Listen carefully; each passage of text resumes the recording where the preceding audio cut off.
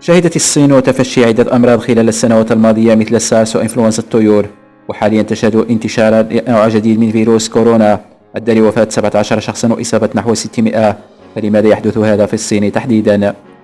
وأغلقت السلطات مدينة ووهان التي تعتبر مركز انتشار فيروس كورونا الجديد، في حين تسعى السلطات الطبية على مستوى العالم لمنع انتشاره وتحوله إلى وباء.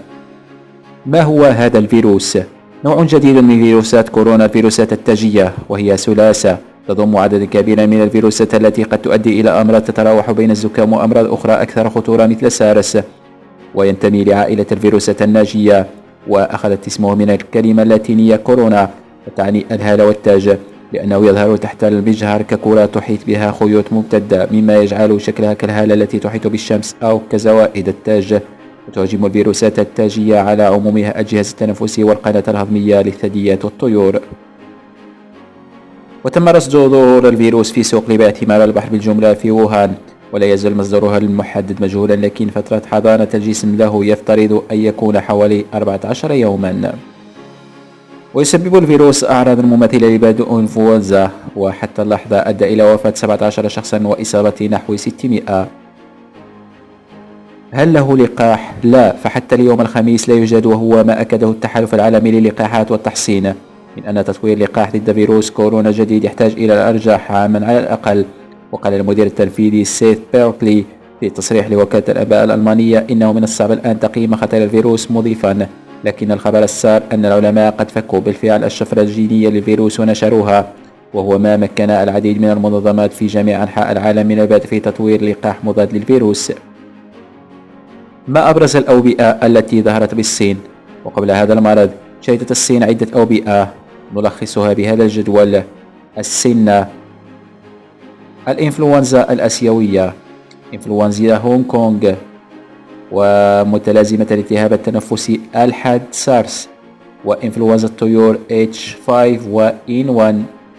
ويعرف الوباء بأنه حالة انتشار لمرض معين، حيث يكون عدد حالات الإصابة أكثر مما يتوقع في مجتمع محدد أو مساحة جغرافية معينة أو موسم أو مدة زمنية، وهذا وفقا لتعريف منظمة الصحة العالمية. وقد يحدث الوباء من منطقة جغرافية محصورة أو يمتد في عدة دول، وقد يستمر عدة أيام أو أسابيع وربما يستمر لسنوات.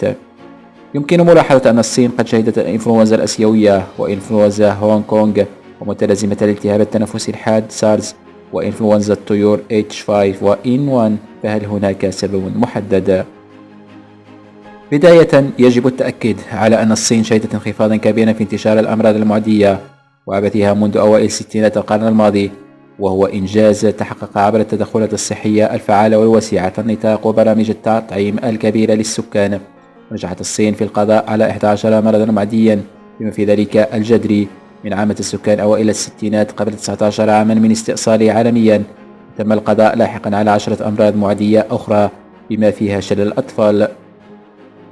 وتعتمد أنظمة المراقبة للأمراض المعدية في الصين بشكل رئيسي على المستشفيات، ويقدر أنه عام 2018 تجاوز عدد المستشفيات 33,000، توفر أكثر من 6 ملايين سرير، ويعمل في القطاع الصحي أكثر من 11 مليونا.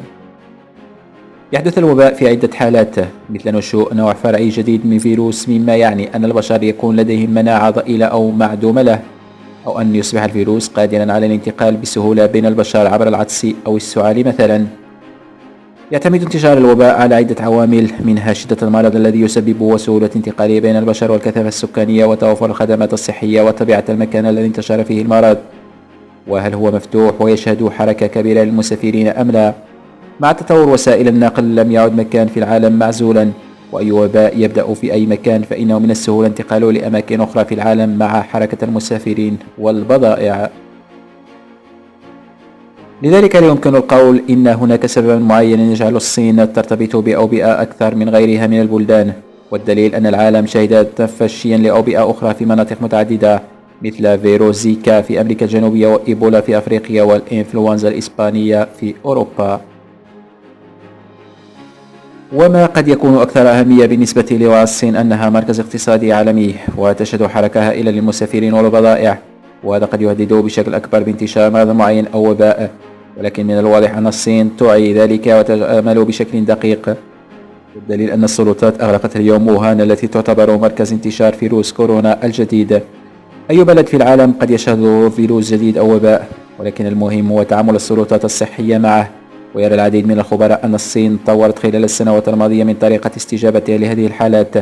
فمثلا على عكس سيريا التي أحاطت بانتشار فيروس الالتهاب الرئوي الحاد سارز عام 2002 و2003، تريد الحكومة هذه المرة تحديثات منتظمة للمعلومات.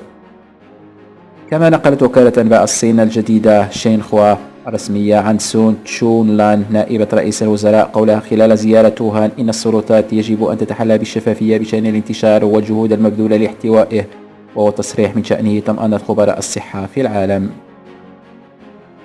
من جهته صرح مدير عام منظمة الصحة العالمية تيدروس آدانوم جيرايسوس أن الإجراءات التي اتخذتها الصين حتى الآن قوية جدا، لكنه دعاها إلى اتخاذ إجراءات أكبر للحد من الانتشار الدولي.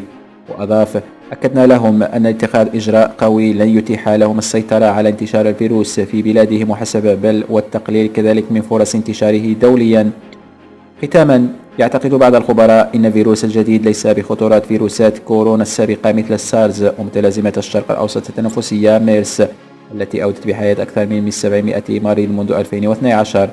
وقال بيرنان ميرفي كبير المسؤولين الطبيين في أستراليا الصحفيين اليوم الخميس: الدلائل المبكرة في هذه المرحلة تشير إلى أنه ليس خطيرا مثل سارز وميرز.